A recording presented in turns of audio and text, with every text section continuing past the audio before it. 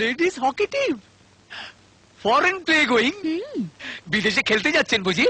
You C good player, আপনাদের দেখলেই বোঝা যায়।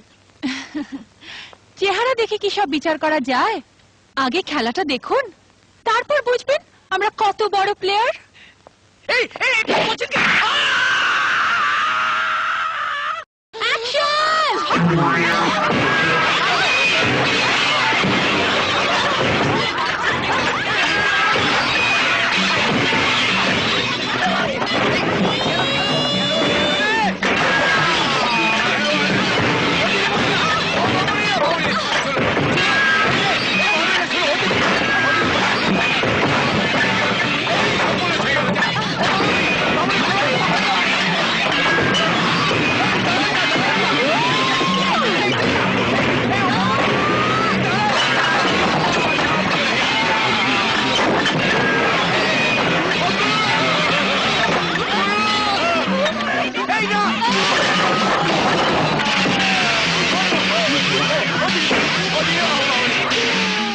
Let's go.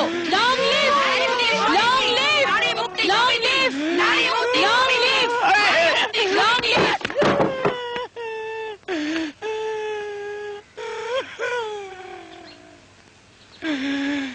টেলিভিশনে অনেক হকি খেলা দেখেছি, কিন্তু টেলিভিশন নিয়ে এমন হকি খেলা আগে কখনো দেখিনি। এমন খেলা খেলেছে আমার হাতটা শুদ্ধ ভেঙেছে। ও বাবা, গুরু! তিথি ভুল ঠিকানা দিয়েছে।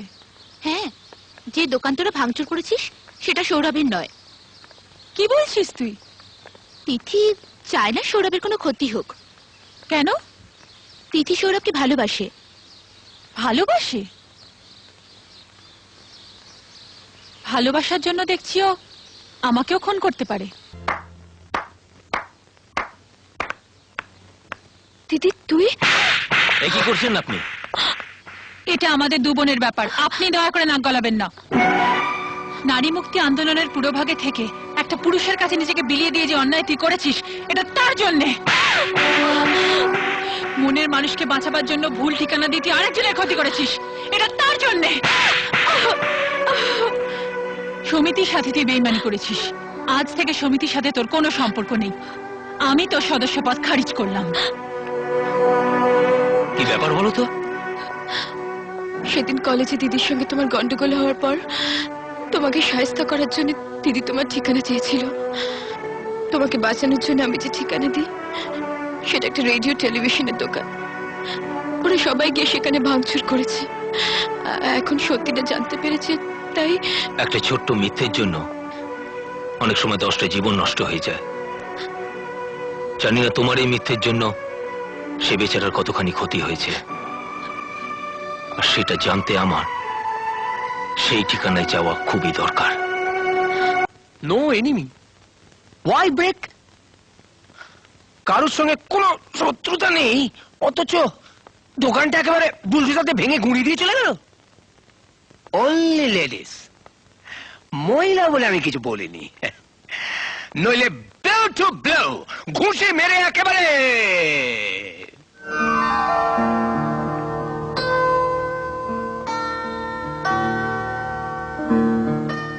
গুরু, লেডিস হকি টিমের ক্যাপ্টেন এসেছে।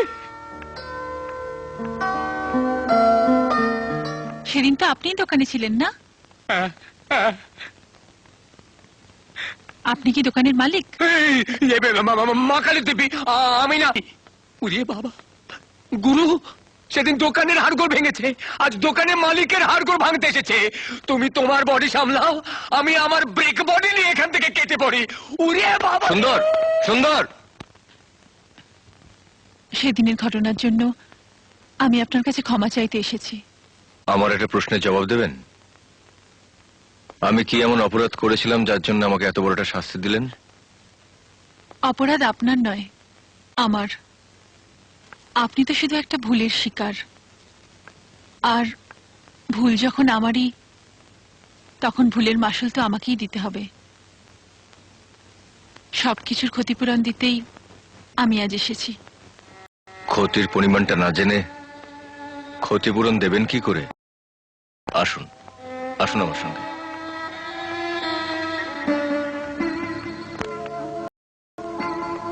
ইনি আমার মা। নমস্কার। 20 বছর ধরে প্যারালাইজড হয়ে পড়ে আছেন। আমার জীবন বাঁচিয়ে রেখে মার অপারেশনের জন্য টাকা জোগাড় করছিলাম, কিন্তু আপনার একটা ভুল আমাকে নিঃস্ব করে দিল।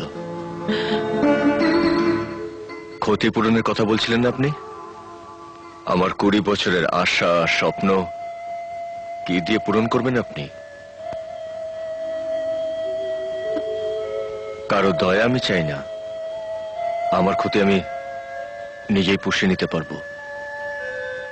শুধু ভগবানের কাছে প্রার্থনা করবেন আমার মা যেন ততদিন বেঁচে থাকেন।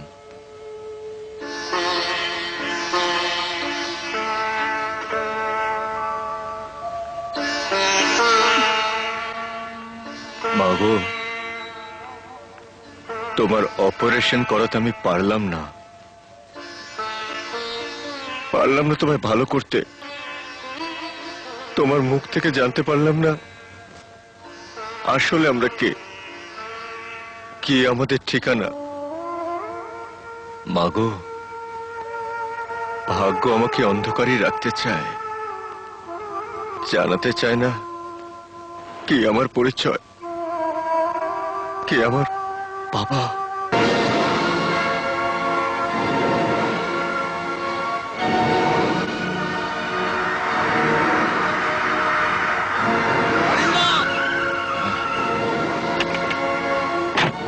অরিন্দম,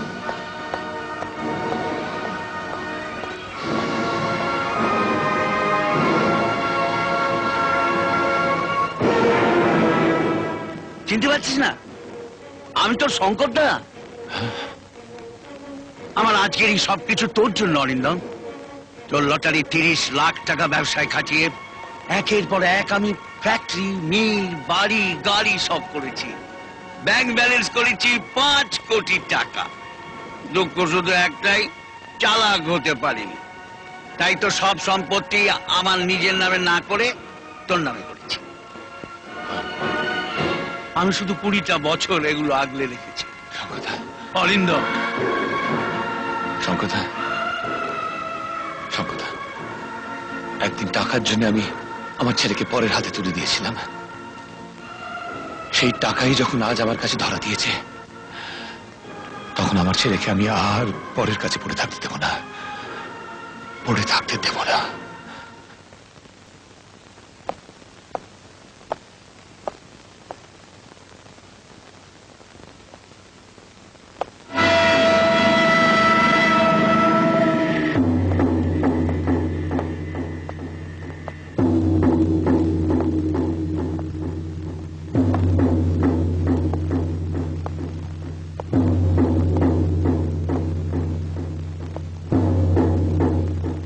তুমি অরিন্দম না? আগে হ্যাঁ স্যার, দেখতে দেখতে 20টা বছর কেটে গেল। আমি আমি আমার আমার ছেলেকে নিতে এসেছি স্যার। ও, আপনার আপনার ঋণ আমি কোনোদিন শোধ করতে পারবো না স্যার। পরের ছেলেকে যে নিজের ছেলের মতো মানুষ করতে পারে, সেই মহৎ মানুষের দয়ার দান আমি কিভাবে শোধ করতে পারবো আমি জানি না। তবে তবে এইটুকু বলবো, আমার গায়ের চামড়া দিয়ে আপনার পায়ের জুতো বানিয়ে দিলেও এই ঋণ শোধ হবে না। আর বলুন, আর বলুন। বাধা দেবেন না স্যার, আমাকে আমাকে বলতে দিন। জেলের জেলের 4 দেয়ালের শত যন্ত্রণার মধ্যেও আমার একটাই সুখ ছিল, যার স্নেহের ছায় আমার সন্তানটি বেড়ে উঠেছে তিনি মানুষ নন, দেবতা। অরিন্দম, আমি ঠিক তোমাকে বোঝাতে পারবো না। আমি জানি স্যার, আমি জানি এত বছর যাকে বুকে আঁকড়ে ধরে রেখেছেন তাকে ফিরিয়ে দিতে আপনার কষ্ট হবে, কিন্তু কিন্তু আমার কথা ভেবে দেখুন স্যার, কি পেয়েছি আমি? সব পেয়েও সব হারিয়েছি। সন্তান থেকেও আমি সন্তান হারা। আমি এমনই এক হতভাগ্য বাবা যা নিজের ছেলেও তাকে চেনে না। ওকে ডাকুন, আমার পরিচয় দিয়ে বলুন আমি সেই অসহায় বাবা। ওকে আপনাদের হাতে তুলে দেওয়ার জন্য আমার কোনো দোষ ছিল না। ওকে ওকে বুঝিয়ে বলুন পয়সার লোভে নয়, আমি যা করেছি ওর মায়ের ইচ্ছা পূরণের জন্য করেছি। ও যেন আমার ভুল না বোঝে, ঘৃণা না করে। অলিঙ্গম, তোমার চোখের জল আর বুকের হাহাকার আমি আমার জীবনের বিনিময়ে শোধ করতে রাজি আছি, কিন্তু এই সেই দলিল স্যার, যেটা একদিন জোর করে আপনি আমায় দিয়েছিলেন, যাতে আপনার পুরো সম্পত্তির মালিক আমার ছেলেকে বানিয়েছিলেন। নিন, রাখুন স্যার। সেদিনও এসবের প্রয়োজন ছিল না, আজও নেই। আজ আপনার আশীর্বাদে আমি অনেক টাকার মালিক। আমার খোকাকে ফিরিয়ে দিন স্যার। তোমার সন্তানকে মানুষ করার জন্য তোমার এই কৃতজ্ঞতা আর মিনতি আমায় বাধ্য করছে সত্যি কথা বলতে।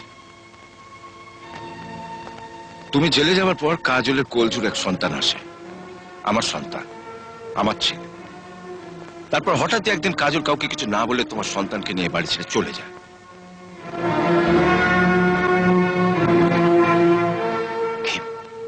কি বলছেন আপনি?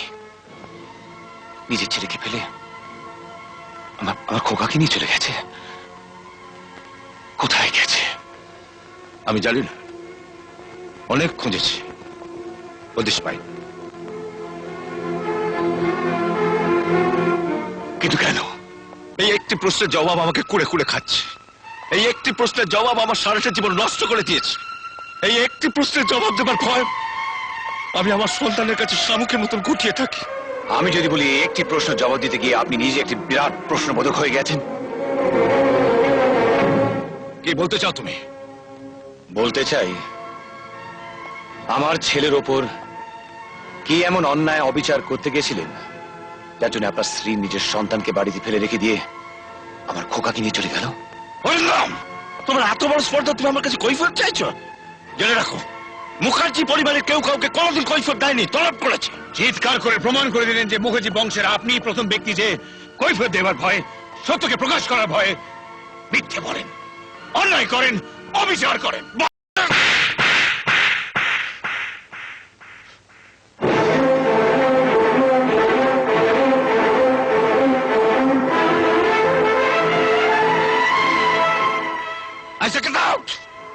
তোমার মতো রাস্তার লোকের সঙ্গে এতক্ষণ কথা বলছে, এটা আমার ভদ্রতা।